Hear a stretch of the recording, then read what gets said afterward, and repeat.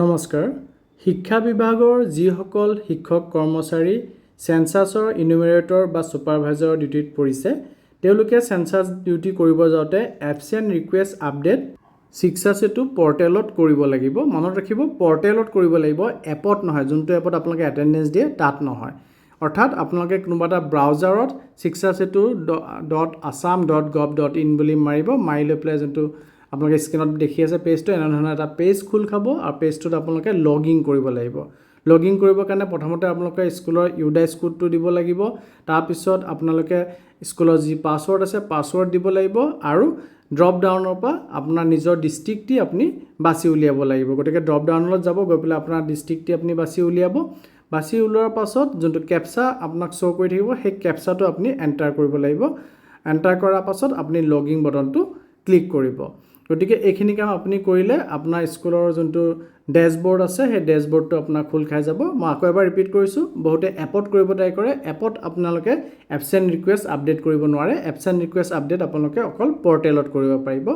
এপত আপোনালোকে casual live ল'ব পাৰে সিএল বা অন্য ধৰণৰ লিভ বিলাক ল'ব পাৰে এবচেণ্ট ৰিকুৱেষ্ট আপডেট আপুনি বিদ্যালয়ত কিয় এবচেণ্ট আছে চৰকাৰী কামত থাকি এবচেণ্ট আছে হেতু আপুনি অকল পৰ্টেলত হে দেখাব পাৰিব গতিকে এনে ধৰণৰ ড্যাশবোৰ্ডটো আপোনালোকে খোল খাব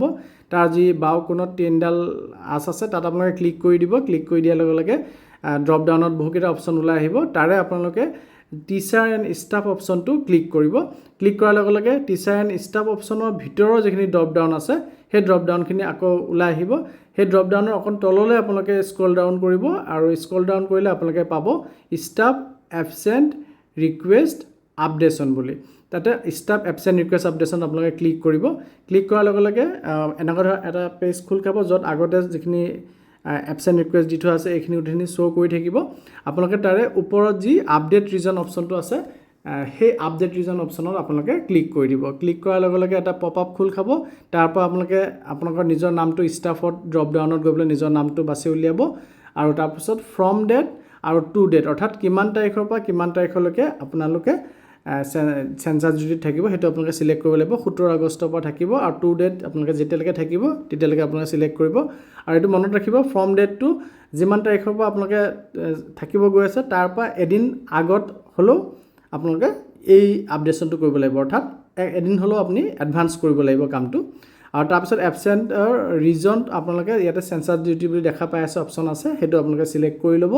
আৰু আপলোড ডকুমেন্ট বুলি যোনটো অপচন আছে তাতে আপোনালোকে ইতিমধ্যে যি আদেশ আপোনালোকে পাব সেই আদেশটো আপোনালোকে ফটো মাৰি ৰাখিব আৰু সেই ফটোটোকে আপোনালোকে আপডেট ইয়াত আপলোড কৰি দিব লাগিব গতিকে মই ফটোটো ইয়াত সেভ কৰি ৰাখিছিলো আৰু সেই ফটোটো মই ইয়াত আপলোড কৰিলো আপলোড কৰাৰ পিছত যি সাবমিট বাটনটো আছে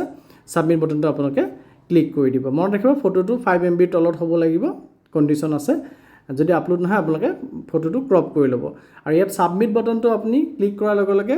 আপোনাৰ কাম শেষ হৈছে বুলি আপুনি ভাবিলেও আপোনাৰ ভুল হ'ব আপুনি সাবমিট বাটনটো ক্লিক কৰাৰ কিছু সময় পিছত 1-2 ঘণ্টামান পিছত আপুনি যদি স্ক্ৰিনটো আকৌ এবাৰ সেম জায়গাতে আহে ষ্টাফ এবচেণ্ট ৰিকুৱেষ্ট আপডেটছনতে আহে তেতিয়াহ'লে আপোনালোকে তলত যিখিনি টিচাৰ অলৰেডি যেখিনি এবচেণ্ট ৰিকুৱেষ্ট দি আছে শো কৰি থাকে তাতে আপোনালোকে এনে ধৰণৰ এপ্ৰুভ বা ৰিজেক্ট অপচনটো দেখা পাব অৰ্থাৎ আপুনি যোনটো আপডেটছন ৰিকুৱেষ্ট দিছে হেতু আপুনি এপ্ৰুভ কৰে নে ভুলতে দিছে ৰিজেক্ট কৰিব বিচাৰে গতিকে যদি এপ্ৰুভ দিয়ে তেতিয়ালে এপ্ৰুভৰ ৰিজন দিব লাগিব তাতে আপোনালোকে লিখি দিব যে সেন্সাছ ডিউটিত আছে টিচাৰ গৰাকী বা সেন্সাছ ডিউটি এজ এনুমেৰেটৰ মানে 10টা লেটাৰ কমসে কম টাইপ কৰিব লাগে গতিকে হেতু চাই লৈ পেলাই আপোনালোকে কমসে কম 10টা লেটাৰ টাইপ কৰিব যিয়ে লিখে ৰিজনটো লিখি পেলাই টাইপ কৰি পেলাই আপোনালোকে যি সাবমিট বাটনটো আছে সেই সাবমিট বাটনটো ক্লিক কৰি দিলে আৰু কিছু সময় পিছত এপ্ৰুভ হৈ আহি যাব গতিকে এইখিনি কাম আপোনালোকে কৰি ল'ব সেন্সাছৰ ডিউটিলৈ যোৱাৰ আগতে যাতে আপোনালোকে বিভাগীয়ভাৱে কোনো ধৰণৰ কোনো হাৰাশাস্তিৰ সন্মুখীন হ'বলগীয়া নহয় কথাখিনি যদি প্ৰয়োজনীয় বুলি ভাবে তেন্তে আপোনাৰ সহকৰ্মীসকলৰ লগত শ্বেয়াৰ কৰিব ধন্যবাদ